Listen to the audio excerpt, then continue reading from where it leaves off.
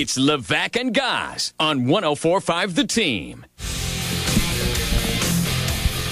Live from the Times Union Center, getting ready to take on the Iona Gales. Greg Manning joins us right now, assistant coach for the Siena Saints. Now, Greg, first things first, is he recruiting? Is that where Patsos is, to air quote recruiting? I think he's getting ready for the game. You know, game day, he's got a lot on his agenda, shoot-arounds, media stuff up at school on campus and stuff, and getting the guys ready for the game. So, and he likes to let us do some of this stuff, give us a little experience, and you know, it's fun. It's fun to come down and hang out with you guys. Spoken like a true team player right there. I like it.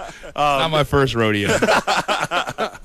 No, so you guys, big game tonight as the Iona Gales come into town. I mean, you're coming off of a tough one against Canisius. We've been joking. We do it all the time. I don't even want to do the joke anymore. So it's not a must-win, but what does this game mean to the team tonight? Yeah, it's not a must-win. Obviously, we got to win 3 or 4 games at the end of the season in March to go where we want in the NCAA tournament.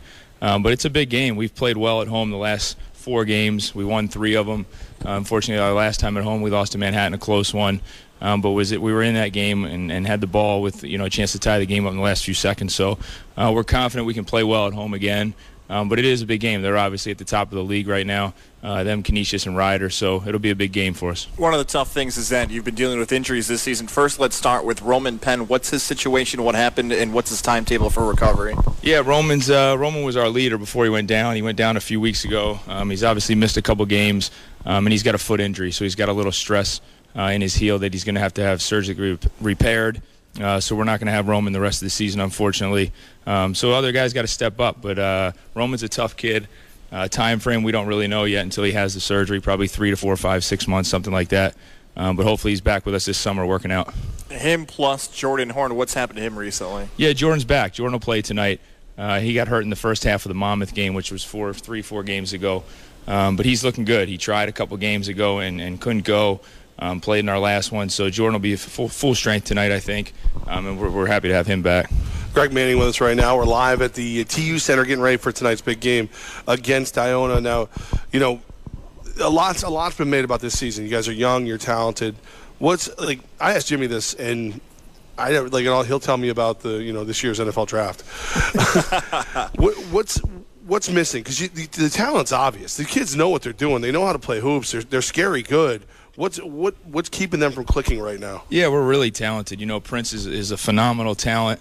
Like you said, Roman as a freshman and Jordan Horn, they're really talented.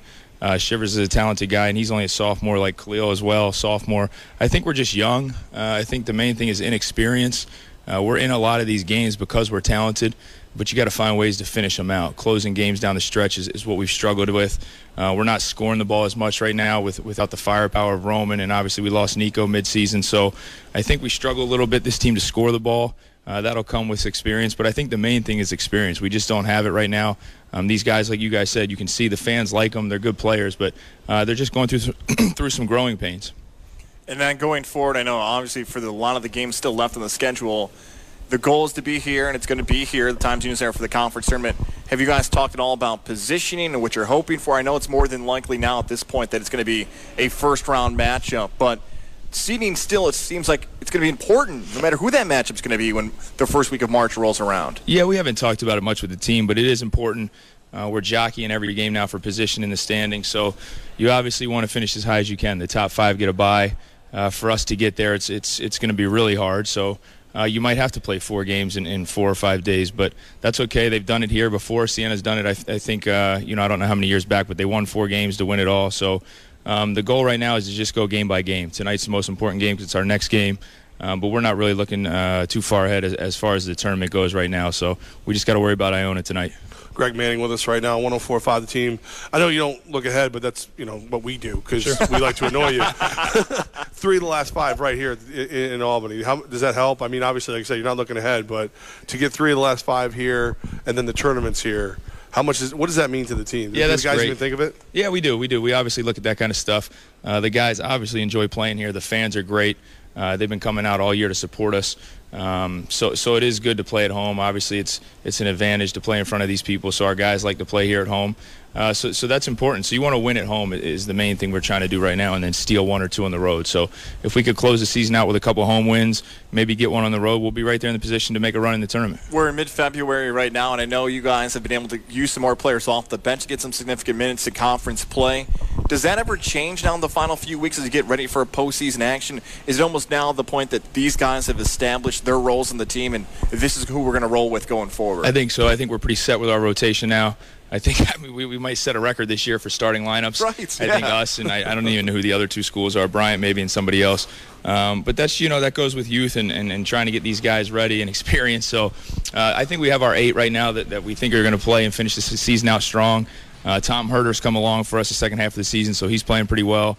He's in the boat right now, so we got our 8 that we're ready to roll with. When you're out recruiting, and I know there's only so much you can say, so I always worry about asking these questions. No, that's all right. But a situation like this with multiple rotations and there's still spots open, not for this year, but maybe next year, does that make it easier to bring in some of these younger kids? Like, hey, look, you could steal a spot if you come and give us everything you have. Yeah, I actually was on the road the last couple of days, so I haven't been around the last 2 practices, but Jimmy and Jordan and Abe and Pete said it went well. So just out looking at a few pieces to try to fill in the gaps. And, yeah, it helps the kids know they have a chance to play right away. I think that's a main pitch that we try to sell to these kids. Obviously, the school and the academics and the arena speak for itself. So we're looking at a bunch of good kids right now, and we just need 1 or 2 to come in here and help us next year with this group that we have. You said 1 to 2. Is that the goal for the recruiting class? I don't even know if you could answer that. No, I don't. There's not really a number on it. Okay. We have 1 committed right now, signed with us. So we're just kind of, you got to wait till the season ends to kind of see where things go and how all that shapes out. So that's, we're obviously recruiting. You got to recruit a bunch of different guys because you can't, there's no silver or bronze medal in recruiting, man. It's the gold or nothing. You either get the kid or you don't. So we're looking at a bunch of guys right now, and we'll see how that plays out after the season. All right. What's what's your favorite Pat says? Like when he's not around and you guys are all telling stories about what he says.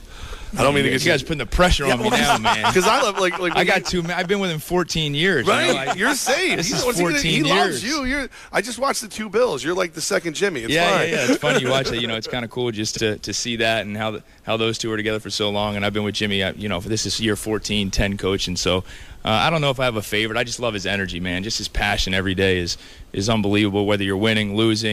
Whether it's his 3rd year coaching, every day he brings that passion and tries to get the kids to play as hard as they can.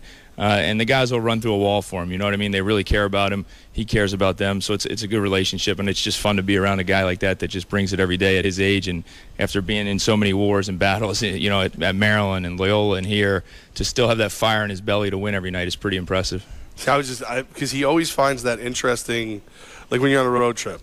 Oh, we're going to stop by here. We're going to look at this. We're going to like I just kind of imagine like there had to be one time, especially in 14 years, where you're out, God knows where on the road. You're like, we really needed to come see this. Like what? I think we went to Rick James' grave. That was pretty cool.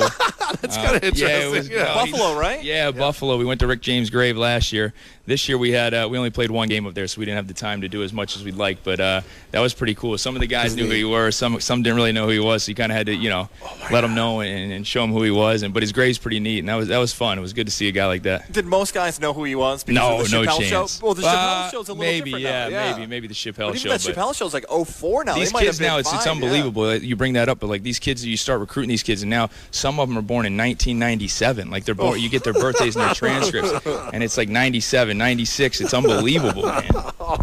I'm hurt. It hurts me. Me too. All right, I'm gonna go lay down in a shallow grave. All right, Greg, man, we appreciate you. I know you got stuff to get ready for tonight with the Iona Gales coming in here, and you guys are gonna give them a very unhospitable welcome, I'm sure. Absolutely. Good luck tonight. Hopefully you take them down. Thanks, guys. Appreciate it. Greg, we appreciate you. We got headlines live from the TU coming up next.